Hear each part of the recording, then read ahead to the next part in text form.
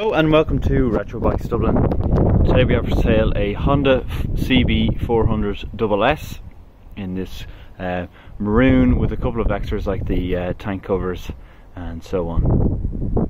The bike is in very good condition with only 12,000 kilometers on it, and it's the 2006 model. So going from the front then, on condition, front tyre is perfect and is in no need of any change anytime soon. Same with the front chrome mudguard, all very good condition and nothing to report on here. Tank is all in perfect condition on the side here, and there's only a slight blemish here and here in the tank. The rest of it is perfect. One of the rare ones and extras that comes with a kickstart and the electric start. Some come with just the electric start. CB400ss side cover is in perfect conditions with no marks, and same with the exhaust here, it just has the minor mark here. Then anything else on this side? Oh yes, we'll do the seat.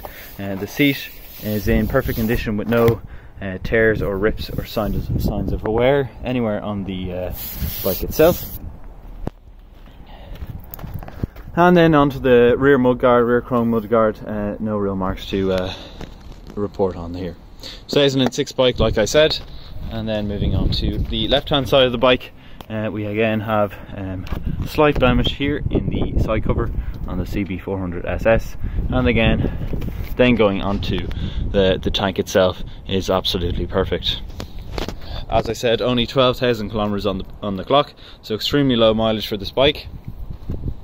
And it has crash bar ends on the handlebars as well. Also it has 2 keys for the HISS security system on it, so which is always nice to have 2 of them. Then if we go back for an overview on the bike, it's A2 learner compliant, so if you're under the age of 24 and you're looking to get the highest motorcycle license you can possible, this is a bike for you. Something a bit more than the 223s stock as well. You can go on the motorways if you're doing a little bit of motorway travel into work and back.